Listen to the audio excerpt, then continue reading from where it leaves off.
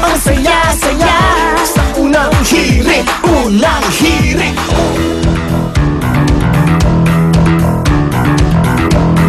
Ihirit na po si Maring Winnie at ang paksa namin.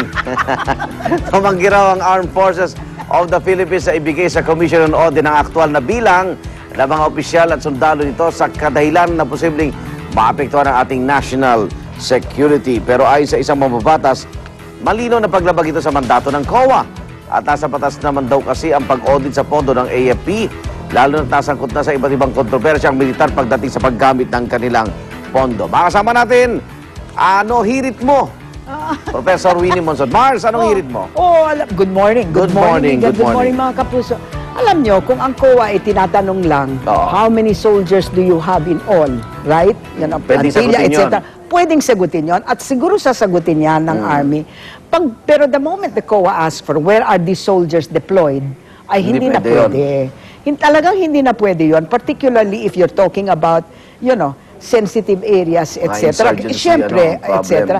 Pero alam niyo mga kapuso, hindi ba this issue came up already early this year nung nag-uusapan tungkol sa Army and kay Garcia and yung mga conversion ng Garcia, hindi ba? All right. Ngayon, sinabi ng Army na hindi na ito ginagawa. Okay. Sinabi nito ng Army, they said that they were not doing this since 2005. At least, together with hindi na sila nagbibigay ng pabaon. Okay. So the point is si Congressman Osmeña, nakita yata niya kasi siya ang tumitingin sa budget ng Army, nakita niya na hanggang ngayon nangyayari pa yan. 1 billion pesos ang ginagastos, for 20,000 soldiers who are not there. Ayan ang sabi ni Congressman Tony. 20,000? Ni Tommy. 20,000 soldiers. 1 billion. So you're talking about, in other words, merong mga swelduhan niya ng 50,000 pesos a year. Total 50,000 each. 50,000 each. Ang tanong, in other words, they are not, walang mga pangalan yan. Okay. Merong lang may budget. Ang ginagawa, in other words, the Army is still doing what Heidi said it was doing when she was looking at it. So, ibig sabihin, kung wala tayong mapapakita at hindi pa pwede executive session na malaman ng mga COA kung nasa yung sundalo. Kasi kung wala mapapakita sundalo, malamang, binubulsa ng budget officer, ganun ba yun? Hindi. Kailangan may pangalan yan eh. Oo nga. May pangalan yan. Pwede so, may pangalan, huwag sabihin kung nasan. Of course. Ayun. Ang problema, walang pangalan because they are unfilled positions. So, pwede bang sabihin walang pangalan, talagang wala sila? Yan, talagang wala. But even before, mga kapuso, talagang wala. They just, kasi unfilled positions yon. Pero binabudget. Ang akala ng budget, mag-hire ng soldiers. Hindi nag-hire ng soldiers. Hindi ba ganun yun? Ayan ang nangyari rin sa ombudsman. Merong mga positions for lawyers, hindi nag-hire ng lawyers. Mars, pwede ba sabihin, 5,000 nasa Bicol? Pwede bang ganon? Hindi.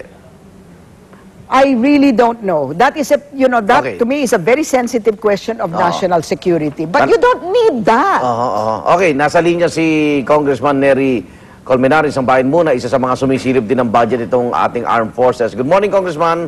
Good morning po, Ma'am Winnie at Arnold. Hi, good morning, Nery. Can you please tell us, itong sinasabi mo, is this applying to this year? Ngayon? Is this year? Or is this something na, in 2003 and 2005? Yes, Ano? So wala na ngayon? Yung ni-raise ko po sa MNLF tsaka sa CPLA Integris, that was in 2002. Up to about 2006. No, let's not talk about the MNLF and the amount that is being paid for the rebel returnees. But you also said that there were ghost soldiers, or no? Okay. Ganito po nangyari doon, I asked the COA if they have a list, just list po, hindi deployment, list of personnel ng AFP. And they said they did try to ask the AFP ng list to verify yung number of troops, ayaw daw ibigay. Nasabi ko naman, I'm sure that all countries around the world would give their own COAs, the personnel, kasi government personnel. Yes. Baka naman ang hinihingi, Nery, baka naman ang hinihingi ng COA, the troops and where they are deployed. No, hindi Iba po, yun. List lang, just to verify. Kung 235,000, do you have the names of this? Parang normal na tanong mo. Of course. May tulog ang militar dyan. All right. Now, you're also bringing out something about the MILF and MNLF rebel returnees noong 2002. Mga integris, oh. Yo po. Yung tanong ko po kasi stem from the reading sa budget nila. Na they were, as early as 2002, they were giving 18,700 peso a month salary for each MNLF integree. Per, oo. Ang sabi ko, una, ituda ako na 18,000 a month yung MNLF. Medyo may kalakihan yun. Ang sundalo nun, ang sweldo is probably less than 10,000 Aha. in 2002. So I'd like to find out. More like sabi ko, 4,000. Kung sino Baka kaya yung- mataas dahil pumasok sa peace process. Hindi po. Hindi pwedeng ganon. Oo. Integree. Plantilla Yan, pala Tingnan yun. mo na. Tingnan mo na. Pero Neri, tinanong mo ba, 18,000, is this a verified amount? Verified po kasi nasa staffing summary ng budget nila, ang total amount is Nakalagay. 141 million. Dinivide ko lang yun by the number. Sabi nila there are Of course. 2,000 na. Of rebel returnees. Yan Yeah. swelduhan lang yan, you're sure. Ayun, di kung ganon, ano ang sinabi ng Army nung tinatanong mo sa kanila? Na ayaw Yung nila, militar. wala daw list yung, sabi ko sa COA, saan yung list ng MNLF integrees? Just to confirm kung totoo nga, no? Sabi ng COA, doon nagsimula yon. Ayaw ibigay yung list Kasi But wala. ang importante rito also, Neri, is, did you ask the military? Yung, siyempre, meron ring military doon, hindi ba? Yung representative ng armed forces doon, sa inyong budget hearing. Ano ang sagot nila? Opo, I've been asking them for months for the list. Wala silang sagot, di na nila makita daw kung may list. Ala! So ano mangyayari? Mababawasan po yung budget ng armed we have to forces? talk to the Army. Yeah. Ang hindi na daw nila tinutuloy ngayon yon.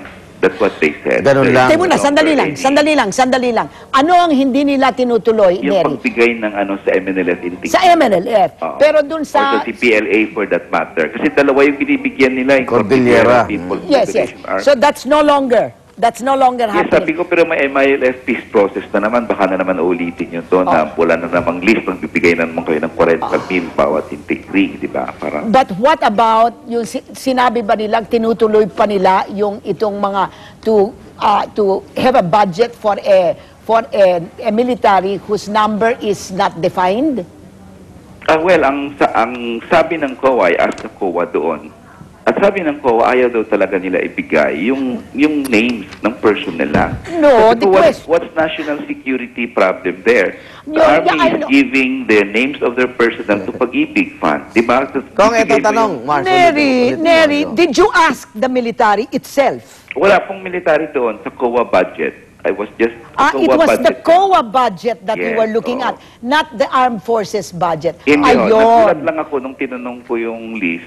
Sinabi ng Sabi COA nila, na wala, oh. Na sabi ng COA ayaw ibigay sa amin on grounds of national security. Na sabi ko, why shit, Pag-ibig Fund, ibibigay nila lahat ng pangalan ng troops nila, pag GSIS siguro, ganon. Pero But pag before- COA ang humingi, ayaw nilang ibigay. Yeah, Sabi but ko, that should have been confirmed with the armed forces naman, Neri, before this all hindi po, blows up. kinonfirm po yan ng COA. Actually, I know about that kasi I asked that from COA. During po the impeachment, I was already asking COA about it kasi may sa impeachment preparation. Sinabi niya ng COA, yun. Kaya lang hindi official, verbal. So kailan ang schedule ng budget ng armed forces? Ayun, na-schedule Dapat maitanong sila doon. Magsischedule sa plenary Si later. Congressman Osmeña yon, hindi ba? Oo. Oo, si Siya Tommy. po. Kasi ngayon, inibitahan namin sila, ayaw nila magkomento, wala silang hawak na dokumento daw eh. Tingin ko My po, God. confirm po yan na ayaw ibigay ng AFP kasi that has been said by Pag-aaralan daw COA muna before. nila. Hindi naman talaga sinasagot ng AFP. Medyo in hot water nga naman ang AFP. Mga- Because sinasabi nila talaga that they're going for an all-out transparency, etc. So I will So ask 1 them. billion ng katumbas nito ah. According to Congressman Osmeña, No, malaki 1 masyado. billion was spent on 20,000 soldiers who were not...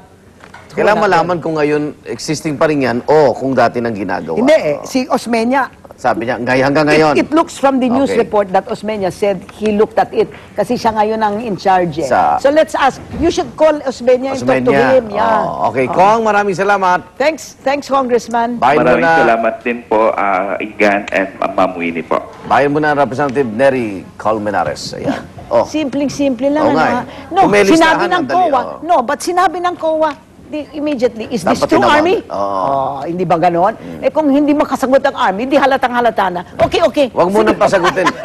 Hindi. Mars, kaya hindi pinasagot. Press release muna. Okay. Press release, nakakainis Unang ito ba? ba- Press release. Unang balita na, mga igan. Okay.